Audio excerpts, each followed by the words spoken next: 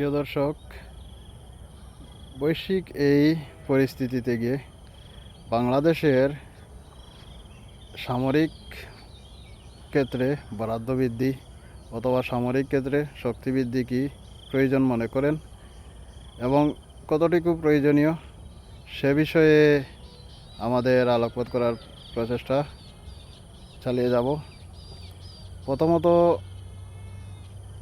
কথা হলো, বর্তমান বিশ্বে যে পরিস্থিতি তৈরি হয়েছে, যেখানে কোনো নিয়ম নীতি, কোনো আন্তর্জাতিক আইন অথবা সামাজিক কোনো আইন, মানবিক কোনো আইন, মানবিক কোনো নিয়ম নীতি কোনো দেশ তথা শক্তিশালী কোনো দেশ মানছে না, বরং যে যাকে পারছে তার পছন্দ মতো ক্ষতি সাধনের সর্বোচ্চ প্রচেষ্টা চালিয়ে যাচ্ছে।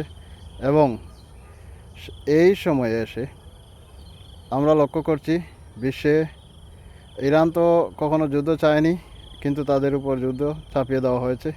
অনুরূপভাবে আমাদের দেশ বাংলাদেশ কখনো চায় না যে কোনো দেশের সাথে যুদ্ধ করবে, অর্থাৎ কোনো দেশের সাথে বাংলাদেশ চায় না যে একটি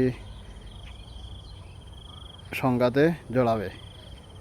কিন্তু না চাইতেও অনেক ক্ষেত্রে এই পরিস্থিতি তৈরি হয়ে যায়, অথবা কোনো না কোনো শক্তি যুদ্ধ চালিয়ে দেয়। ফলে এক একটি জাতির জন্য অবশ্যই সামরিক কিছু শক্তি অর্থাৎ প্রতিরোধ করার মতো শক্তি তাদের নিয়ে রাখতে হয়। আমরা জানি যে আমাদের প্রধানতম শত্রু যে ভারত এবং মায়ানমার, এই যে দুই দেশ বেষ্টিত, আমাদের আর কোনো প্রতিবেশী দেশ নেই এবং এই দুইটি প্রতিবেশী দেশ। এবং যেহেতু বাংলাদেশে প্রচুর পরিমাণে খনিজ সম্পদ রয়েছে এবং সেই খনিজ সম্পদটাই প্রত্যেক দেশের জন্য সার্বভৌমত্বের জন্য এক ধরনের হুমকি, এবং সেই সম্পদটা রক্ষা করার জন্য অবশ্যই সামরিক শিল্প শক্তিশালী করতে হয় এবং একটি দেশের সার্বভৌমত্ব নিজেকেই রক্ষা করতে হয়। কেউ এসে সার্বভৌমত্ব রক্ষা করে দিবে না। এবং সারা জীবন যদি আমরা বলি যে আমরা কোনো অবস্থায় কোনো সংঘাতে যাব না, কারো সাথে কোনো ধরনের যুদ্ধ করব না, কিন্তু যখন আপনাকে কেউ যদি হামলা করে বসে, সেক্ষেত্রে আপনি নিশ্চিত বসে থাকতে পারবেন না, অবশ্যই প্রতিহত করতে হবে। আর সেই প্রতিহত করতে হলে সম্পূর্ণ একটি প্রস্তুতির প্রয়োজন, পরিপূর্ণ প্রস্তুতির প্রয়োজন। দেশের সম্পদ যদিও ক্ষুদ্র, কিন্তু সেই সম্পদগুলা সেই সম্পদের রক্ষণাবেক্ষণের জন্য প্রয়োজন সামরিক শক্তি। প্রথমত আমরা লক্ষ্য করছি যে বর্তমান বিশ্বে যে কয়েকটি যুদ্ধ হয়েছে, সেই যুদ্ধগুলোতে দেখা যায় যে অর্থনৈতিক যে শক্তিশালী অঞ্চল রয়েছে এবং বিভিন্ন ধরনের ব্রিজ, যোগাযোগ ব্যবস্থা, বিদ্যুৎ প্রকল্প, বিদ্যুৎ ব্যবস্থা, জ্বালানি শিল্প, এমনকি যত ধরনের শিল্প কারখানা সবগুলোতেই কিন্তু হামলা হচ্ছে, ধ্বংস করার নেশায় মেতে উঠেছে প্রতিপক্ষ একে অন্যের। এই পরিস্থিতিতে বাংলাদেশের যে সামরিক অবস্থান রয়েছে, যে অবস্থা রয়েছে, তাতে প্রতিবেশী কোনো দেশ যদি বাংলাদেশের উপর আগ্রাসন চালানোর চেষ্টা করে, সেক্ষেত্রে বাংলাদেশের প্রতিহত করার জন্য, সার্বভৌমত্ব রক্ষা করার জন্য যে পরিমাণ সামরিক সক্ষমতা রয়েছে, সেটা আসলে খুবই নগণ্য। যদিও আমরা বলে থাকি বাংলাদেশ হলো গেরিলা যুদ্ধে সারা বিশ্বের অন্যতম একটি দেশ, এবং বর্তমান যে যুদ্ধ ব্যবস্থা, সেখানে আসলে গেরিলা যুদ্ধের বাধ্যবাধকতা বা প্রয়োজনীয়তা খুবই সীমিত, কেননা প্রযুক্তি নির্ভর যুদ্ধ চলে এসেছে বিশ্বে। সেখানে যে প্রযুক্তির দিক থেকে যত বেশি এগিয়ে আছে, সেই দেশই কেবল যুদ্ধে জয়লাভ করে। আমরা ইতিমধ্যে তা লক্ষ্য করেছি।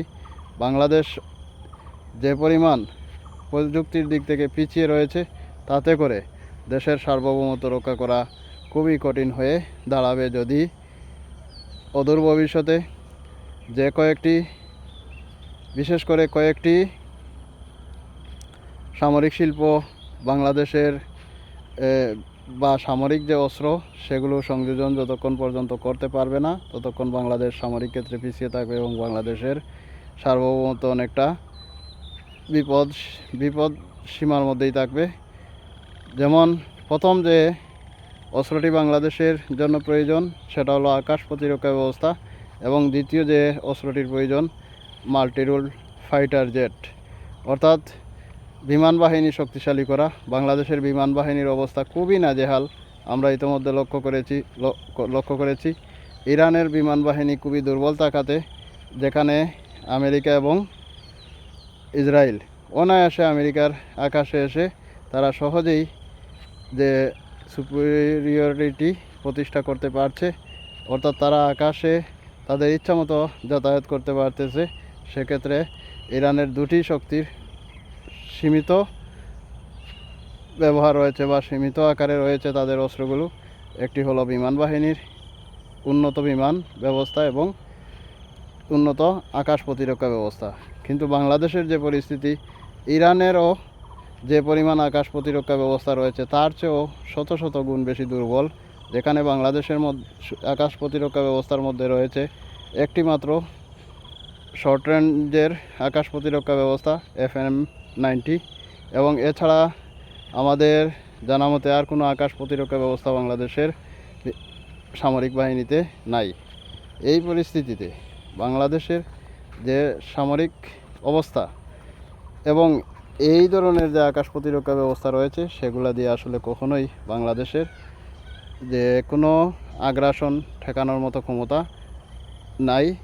কেননা অন্তত মিডিয়াম রেঞ্জ এবং লং রেঞ্জের আকাশ প্রতিরক্ষা ব্যবস্থা করে বহু স্তর বিশিষ্ট আকাশ প্রতিরক্ষা ব্যবস্থা প্রথমেই সাজাতে হবে, এবং দ্বিতীয়ত যে বিষয়টির উপর জোর দিতে হবে সেটি হলো মাল্টিরোল ফাইটার জেট, অর্থাৎ পঞ্চম প্রজন্মের না হলেও চতুর্থ প্লাস জেনারেশনের ফাইটার জেট বাংলাদেশের জন্য খুবই প্রয়োজন। সেটা বলার অপেক্ষা রাখে না। আমাদের রাজনৈতিক হানাহানি, রাজনৈতিক প্রতিহিংসা এগুলো ছেড়ে বরং দেশের সার্বভৌমত্ব টিকিয়ে রাখার জন্য যেগুলোর প্রথম প্রয়োজন সেগুলো হলো এই আমি যা এখন পর্যন্ত বললাম এবং যা বলবো সেগুলো আমার মতে, এবং আপনারা বিচার বিশ্লেষণ করে দেখবেন সেগুলো আসলে বাংলাদেশের জন্য প্রয়োজন কিনা। অর্থাৎ সবচেয়ে বড় কথা হলো যে বাংলাদেশের বিমান বাহিনীকে খুবই শক্তিশালী করার প্রয়োজন, এবং কমপক্ষে 50+ মাল্টিরোল ফাইটার জেট যেগুলোর প্রয়োজন এবং যেগুলো চতুর্থ প্লাস প্রজন্মের হওয়া প্রয়োজন, এবং যদি সম্ভব হয় পঞ্চম প্রজন্মের, তবে পঞ্চম প্রজন্মের ফাইটার জেট বাংলাদেশের জন্য হয়তো ব্যয়বহুল হতে পারে এবং রাজনৈতিক কারণে পাওয়াও দুষ্কর হয়ে যেতে পারে। সেজন্য অন্তত চতুর্থ প্লাস জেনারেশনের ফাইটার জেট বাংলাদেশের বিমান বাহিনীতে সংযুক্ত করা এখন সময়ের দাবি।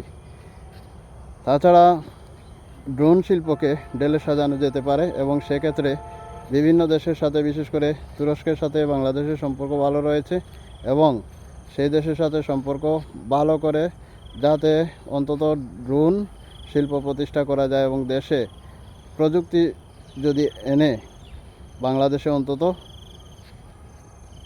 অ্যাটাক ড্রোন বা আত্মঘাতী ড্রোন যেগুলো বাংলাদেশ নিজে তৈরি করতে পারে, এবং সেই ধরনের ব্যবস্থা নেওয়া এখন সময়ের দাবি।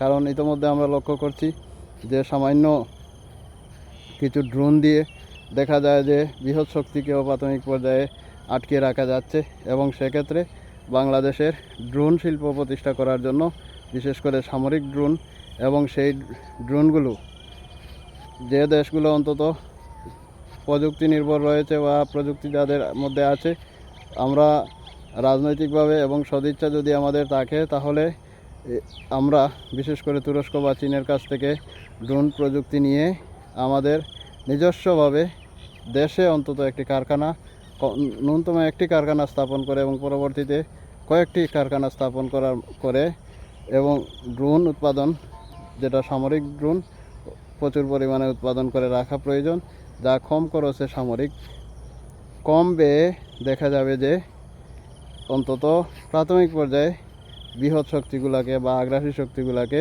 ঠেকিয়ে দেওয়া যাবে। যদিও বলা হচ্ছে যে বাংলাদেশ কখনো যুদ্ধে যাবে না, কিন্তু আমাদের মাথার উপর অলরেডি যুদ্ধ চলাফেরা করছে। কেননা এত সংখ্যক রোহিঙ্গারা এতদিন পর্যন্ত আমাদের দেশে রয়েছে, কিন্তু এদেরকে এখন পর্যন্ত ফেরত পাঠানো যায়নি, কারণ আমাদের সামরিক শক্তি দুর্বল হওয়ার জন্য। সামরিক শক্তি যদি শক্তিশালী হয় তাহলে দেখা যায় যে অনেকটা প্রতিবেশী শক্তি বা অনেক শক্তি ভয় পেয়েও অন্তত তারা ইচ্ছামতো কাজ করতে পারে না, বরং শক্তিশালী সামরিক দেশগুলো যুদ্ধ এড়াতে পারে। আমরা লক্ষ্য করেছি যে দেশগুলো যুদ্ধক্ষেত্রে যথেষ্ট শক্তিশালী রয়েছে এবং প্রতিপক্ষ মনে করে যে এই দেশগুলির সাথে আমরা যদি প্রতিযোগিতায় নামি তাহলে আমাদের অনেক ব্যাগ পোয়াতে হবে, তাহলে সেই শক্তিগুলোর সাথে কোনো বৃহৎ শক্তি আসলে সরাসরি কোনো ধরনের এই ধরনের অসম প্রতিযোগিতা বা এবং অন্যায় প্রতিযোগিতায় আসলে কখনো লিপ্ত হয় না। আমাদের দেশের যদি সামরিক শিল্পে শক্তিশালী না হয়ে আমরা যদি এভাবেই থেকে যাই তাহলে যে কোনো দেশ আমাদের উপর আগ্রাসন চালানোর জন্য প্রস্তুত হয়ে থাকতে পারে। ইতিমধ্যে আমরা লক্ষ্য করেছি মায়ানমার গৃহযুদ্ধ কবলিত হওয়ার পরেও যে ধরনের অত্যাধুনিক সামরিক অস্ত্রের প্রদর্শন করেছে সেটা বাংলাদেশের তুলনায় অনেকটা এগিয়ে যাচ্ছে বলে মনে হচ্ছে। এক সময়ে যে মিয়ানমার বাংলাদেশের দিকে চোখ তুলে তাকানোর মতো ক্ষমতা বা সাহস কোনো কিছুই ছিল না তাদের, সেই মায়ানমার এখন চোখ তুলে তাকাচ্ছে এবং বাংলাদেশে এতটুকু রোহিঙ্গা এত বছর থেকে প্রেরণ করে তারা রোহিঙ্গাগুলোকে গ্রহণ করার কোনো আভাস পাওয়া যাচ্ছে না। এই পরিস্থিতিতে বাংলাদেশের এখনও টনক নড়ার প্রয়োজন। আমাদের দেশের শাসন ব্যবস্থা যারা রয়েছেন এবং তাদের সদিচ্ছার প্রয়োজন, এবং বিরোধী অবস্থানে যারা রয়েছেন তারাও শুধু একটি বিষয় এবং স্বার্থগত দ্বন্দ্বে লিপ্ত না হয়ে বরং বাংলাদেশের সামরিক ব্যবস্থাকে ঢেলে সাজানোর জন্য সর্বাত্মক প্রচেষ্টা চালিয়ে যেতে হবে। সেক্ষেত্রে অবশ্যই সদিচ্ছা থাকার দরকার, কারণ এদেশে যদি সামরিক ক্ষেত্রে এই ন্যূনতম এই যে কয়েকটি বিষয়ের কথা বললাম সেগুলো যদি কম সময়ের মধ্যে যদি সংযুক্ত না করা যায় তাহলে দেশের সার্বভৌমত্ব অবশ্যই বিপদে থাকবে এবং যে কোনো মুহূর্তে সার্বভৌমত্ব লঙ্ঘন হবে না এমন কোনো নিশ্চয়তা নাই। সুতরাং সবাইকে এগিয়ে যেতে হবে এবং এই বিষয়ে আওয়াজ তুলতে হবে যাতে করে দেশের সামরিক শিল্পকে অন্তত শক্তিশালী করা যায় এবং আধুনিকায়ন করা যায়, সেই বিষয়ে সর্বোচ্চ প্রচেষ্টা চালাতে হবে। সবাই লাইক, কমেন্ট, শেয়ারের মাধ্যমে ছড়িয়ে দিন যাতে করে দেশের অন্তত ক্রান্তি লগ্নে আমাদের অন্তত টিকে থাকার জন্য এই বিশ্বে যাতে আমরা বাঙালি জাতি হিসেবে বাংলাদেশি হিসেবে টিকে থাকতে পারি সেই ব্যবস্থা অন্তত সরকার এবং সংশ্লিষ্ট ব্যক্তিবর্গ নিতে পারে। যদি এইভাবে এই সবাই নিজ নিজ অবস্থান থেকে আওয়াজ তোলেন তাহলে নিশ্চিত বাধ্য হয়ে সরকার এবং সংশ্লিষ্ট ব্যক্তিবর্গ নিশ্চিত দেশের কল্যাণার্থে এই ব্যবস্থাগুলো নিতে পারবে।